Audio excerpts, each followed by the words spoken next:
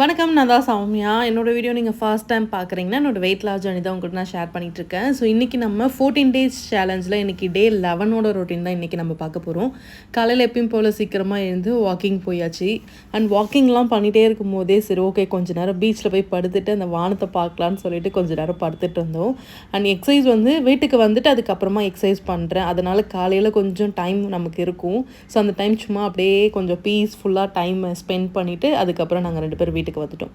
And வீட்டுக்கு வந்துட்டு அதுக்கப்புறமா இன்றைக்கி வந்து பார்த்திங்கன்னா நம்ம தம்பிள்ஸ் இல்லை அப்படின்னா அதுக்கு ஆல்டர்னேட்டிவாக என்னெல்லாம் பண்ணலாம் அப்படின்றத இன்றைக்கி நான் உங்கள் கூட ஷேர் பண்ணிக்கிறேன். ஸோ நான், பாப்பா, அப்பா 3 பேரும் சேர்ந்து பீச்சுக்கு போயிட்டோம் மண் எடுத்துகிட்டு வர்றதுக்காக. வாட்டர் பாட்டிலை வாட்டர் வச்சு பண்ணலாம். பட் ஆனால் அது அந்த அளவுக்கு வெயிட்டாகவும் கையில் பிடிக்கும் போது அந்த பாட்டில் வந்து கொஞ்சம் வந்து ஒரு மாதிரி க்ரஷ் ஆகும் வாட்டரோடு பண்ணும்போது. அதுவே நீங்கள் மண் வச்சு பண்ணிங்க அப்படின்னா இன்னுமே கொஞ்சம் வெயிட் இருக்கும்.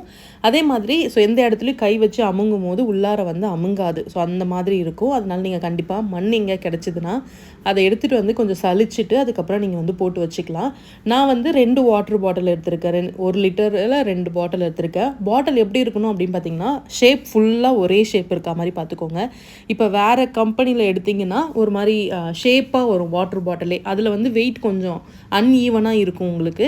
ஸோ நீங்கள் வந்து சிலிண்டர் ஷேப்பில் வாட்டர் பாட்டில் ஃபுல்லாக சிலிண்டர் ஷேப்பில் இருக்கிற மாதிரி வாங்கிக்கோங்க, நடுவில் எந்த பெண்டும் வராமல். ஸோ நான் வந்து பிஸ்லரி பாட்டில் தான் வாங்கியிருந்தேன். அதில் வந்து நான் மண்ணை வந்து இப்போ ஃபில் பண்ணிக்க போகிறேன். ஸோ இங்கே மண் ஓரளவுக்கு நல்லாவே இருக்கும். அதனால நான் அந்த மண்ணை எடுத்துக்கிட்டேன்.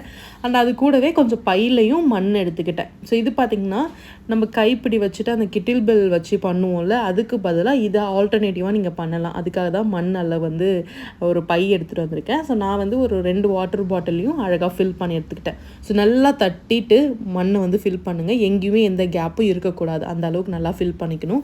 2 பாட்டிலும் ஃபில் பண்ணிவிட்டு அதே மாதிரி மண்ணும் பாதி எடுத்தாச்சு. அந்த 2 ஸ்பூன் பார்த்திங்கன்னா மண்ணை ஃபில் பண்ணுறதுக்காக தண்ணியஸ்டி எடுத்துகிட்டு வந்தது. ஸோ அவ்வளோ அவங்க தாத்தாவும் சேர்ந்து அதை வந்து எடுத்துட்டாங்க. இது எதுக்கு அப்படின்ட்டு டக்குன்னு கேட்டோடனே அவங்க இது எக்ஸசைஸ் பண்ணுறதுக்குன்னு அவளே வந்து இதை பண்ணி காட்டினா. ஸோ இப்படி தான் பண்ணணும் அப்படின்ட்டு. ஸோ இதில் என்னென்ன எக்ஸசைஸ்லாம் பண்ணலான்றதை வீட்டில் போய்ட்டு நான் சொல்கிறேன். இதெல்லாம் எடுத்துக்கிட்டு நாங்கள் வீட்டுக்கு வந்துட்டோம். இது வரைக்கும் ஒரு 1 லிட்டர் தண்ணி மட்டும் குடிச்சிட்டேன். தண்ணி குடிச்சிட்டு அதுக்கப்புறமா நம்ம வந்து எக்ஸசைஸ் பண்ண ஸ்டார்ட் பண்ணலான்னு வீட்டுக்கு வந்துட்டு கொஞ்சம் எக்ஸசைஸ் பண்ண ஸ்டார்ட் பண்ணிட்டேன். அண்ட் எக்ஸசைஸ் பண்ணுறதுக்கு முன்னாடி கண்டிப்பாக வார்ம் அப் பண்ணணும். Warm up must. So warm up பண்ணால் தான் உங்களுக்கு பாடி வந்து அதுக்கப்புறம் கொஞ்சம் எக்ஸசைஸ் பண்ணுறதுக்கு கொஞ்சம் ஃப்ளெக்சிபிளாக இருக்கும். ட்ரை பண்ணுங்கள். ஃபர்ஸ்ட் அந்த பாட்டில் வச்சு தூக்கி பார்த்தேன். எவ்வளோ செட் பண்ணால் நமக்கு அந்த வெயிட்டோட இது தெரியுது அப்படின்றதுக்காக ஃபர்ஸ்ட் அதை பண்ணி பார்த்தேன். நல்லாவே தெரிஞ்சுது. சரி ஓகே, நான் அடுத்ததாக தம்பிள்ஸையும் அதையும் வச்சு எப்படி பண்ணலாம் அப்படின்றத நான் உங்ககிட்ட ஷேர் பண்ணுறேன். ஸோ தம்பிள்ஸ் இல்லாதவங்க ஃபர்ஸ்ட் இந்த மாதிரி ட்ரை பண்ணுங்கள். அதுக்கப்புறம் நீங்கள் தம்பிள்ஸ்லாம் வாங்கிட்டு அதுக்கப்புறம் நீங்கள் அதை பண்ணலாம். ஸோ வெயிட் இந்த தம்பிள்ஸே விலை கம்மி தாங்க. ஸோ கிலோ 50 ருபீஸ் என்னவோ தான் வரும். நீங்கள் ட்ரை பண்ணி பாருங்கள். சப்போஸ் அது வாங்க முடியாதவங்க ஃபர்ஸ்ட் இதில் ட்ரை பண்ணுங்கள். ஃபர்ஸ்ட்டு வந்து நான் கையில் வந்து ஃபர்ஸ்ட்டு வெயிட் வந்து போடுறேன். ஃபர்ஸ்ட் இந்த பக்கம். ஸோ இது பார்த்தாலே உங்களுக்கு தெரியும் எப்படி பண்ணுறது அப்படின்ட்டு. ஒரு கையில் ஒரு செட் அப்படி பண்ணுங்கள். ஒரு பக்கம் இந்த பக்கம் பண்ணிவிட்டு ஹேண்டை ரைஸ் பண்ணிவிட்டு திருப்பி லெஃப்ட் அண்ட் ரைட் அந்த மாதிரி. ஸோ இது வந்து பார்த்திங்கன்னா உங்கள் கையை ஃபர்ஸ்ட் வந்து மேலே தூக்கிட்டு அதுக்கப்புறம் இறக்கும் போது கையை டேர்ன் பண்ணி உங்கள் பாடி பக்கம் இருக்கிற மாதிரி ஃபேஸ் பண்ணி நீங்கள் இறக்கணும். ஸோ எப்படி ஏற்றுறோமோ அதே மாதிரி இறக்கக்கூடாது. ஏற்றிட்டு கொஞ்சம் டேர்ன் பண்ணி கீழே இறக்கணும். அதே மாதிரி லெக்கை ஃப்ரண்ட்டில் ரைஸ் பண்ணுறது. ஒரு ஹேண்டுக்கு ஒரு தடவை பண்ணிவிட்டு திரும்ப இன்னொரு ஹேண்டுக்கு ஒரு தடவை பண்ணுங்கள். ஸோ பாடி எப்பயுமே ஃபுல் பாடி ஒர்க் அவுட் பண்ணுறீங்கனாலே எல்லா பார்ட்டுமே கொஞ்சம் கொஞ்சமாக வந்து குறைய ஆரம்பிச்சிடும். ஒரு பார்ட்டை நம்ம டோன் பண்ணுறதுக்கு இந்த மாதிரி வெயிட் வச்சு பண்ணிங்க அப்படின்னா நல்லாயிருக்கும். ஸோ பாடியை வந்து டோன் பண்ணுறதுக்கு நீங்கள் இந்த மாதிரி ஸ்ட்ரென்தனிங் பண்ணுறது ரொம்ப ரொம்ப நல்லது. ஃபுல் பாடியும் ஒர்க் அவுட் பண்ணணும். ஸ்பெசிஃபிக்காக ஒரு பார்ட்டை குறைக்கிறதுக்காக நான் இது பண்ணுறேன் அது பண்ணுறேன்னா அந்த மாதிரிலாம் எதுவுமே குறையாது. நீங்கள் ஃபுல் பாடி ஒர்க் அவுட் பண்ணால் தான் உங்கள் பாடியில் இருக்க எக்ஸஸாக இருக்கிற ஃபேட் எல்லாமே குறைய ஸ்டார்ட் ஆகும். ஸோ வெயிட் வந்து இன்னுமே உங்கள் பாடியை டோன் பண்ணுறதுக்கு உங்களோட மசிலை லூஸ் ஆகாமல் பார்த்துக்கிறதுக்கு இது செம்மையாக ஹெல்ப் பண்ணும். ஸோ இதில் என்னென்ன எக்ஸசைஸ்லாம் தெரியுமோ அது எல்லாமே நீங்கள் ஒரு 10 கவுண்ட்ஸ் பண்ணிவிட்டு ஒரு 10 செகண்ட் ரெஸ்ட்டு விட்டுட்டு ஒரு 4 செட் அடிங்க. அதுவே போதும். கொஞ்சம் கொஞ்சமாக இன்க்ரீஸ் பண்ணிக்கலாம். எடுத்த உடனே ரொம்ப பண்ணக்கூடாது. அதுக்கப்புறம் நம்மளால் மறுநாள் எதுவுமே பண்ணவே முடியாது. ஸோ அதனால் கொஞ்சம் கொஞ்சமாக இன்க்ரீஸ் பண்ணுங்கள். 10, 20, 30 அப்படின்ட்டு கொஞ்சம் கொஞ்சமாக நீங்கள் இன்க்ரீஸ் பண்ணால் போதும். ஸோ தம்பிள்ஸ் வச்சு என்னென்னலாம் பண்ண முடியுமோ அது எல்லாமே நீங்கள் வீட்டிலேயே பண்ணலாம். இந்த மாதிரி ட்ரை பண்ணி பாருங்கள். So try your best. So இதுக்கப்புறம் நான் வந்து ஒரு நாளைக்கும் ஒரு வீடியோஸ்லேயும் கண்டிப்பாக எக்ஸசைஸ் என்னென்னலாம் பண்ணுறேன்னு ஒரு 5 எக்ஸசைஸாக கொடுக்குறேன். ஸோ அது அப்படியே ரிப்பீட்டடாக பண்ணும்போது நல்லாயிருக்கும். நான் ஒரு நாளைக்கு ஒரு மாதிரி பண்ணிகிட்ருக்கேன்.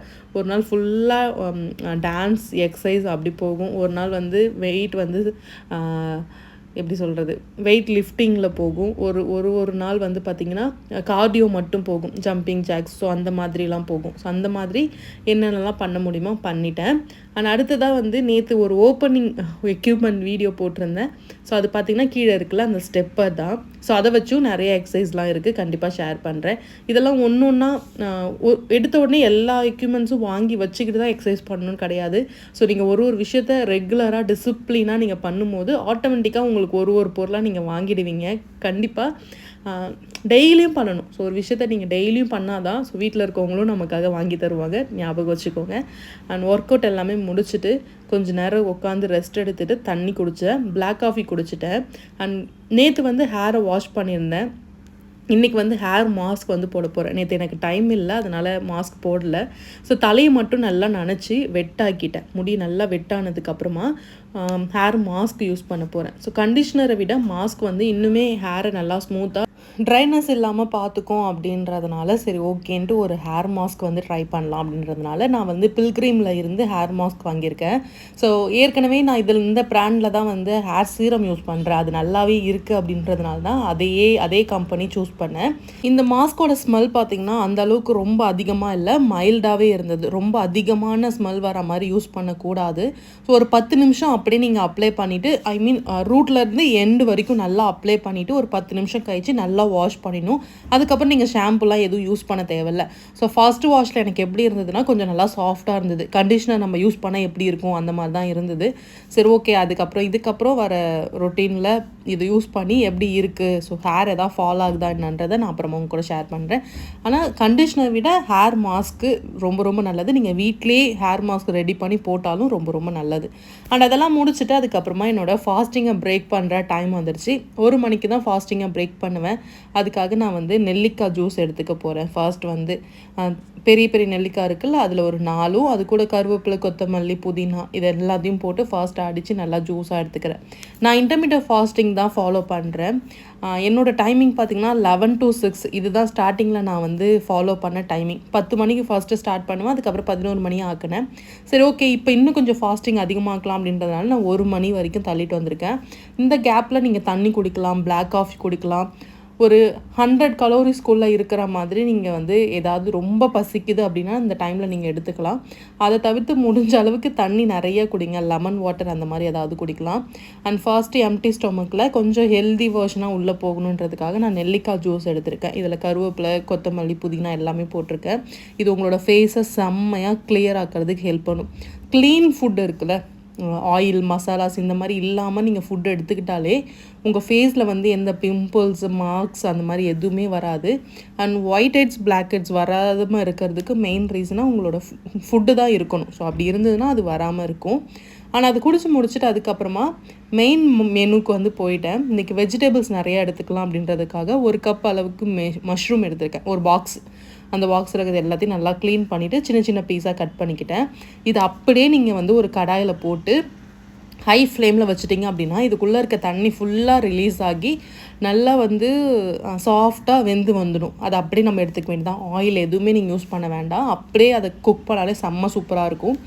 இதை நல்லா வதக்கி விட்டுட்டு கொஞ்சமாக சால்ட் மட்டும் போட்டுட்டோம் அப்படின்னா ஸோ நல்லா டேஸ்ட்டாக இருக்கும். உண்மையாகவே நல்லா டேஸ்ட்டாக இருக்கும். கடைசியாக வேணால் நீங்கள் பெப்பர் அண்ட் சால்ட் கூட ஆட் பண்ணிக்கலாம்.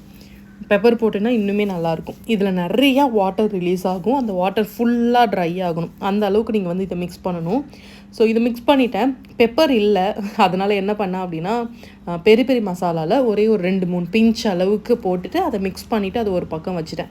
அண்ட் இது கூடவே சேர்த்து வெங்காயம், கேப்சிகம், எக்கு ஃப்ரை பண்ண போகிறேன்.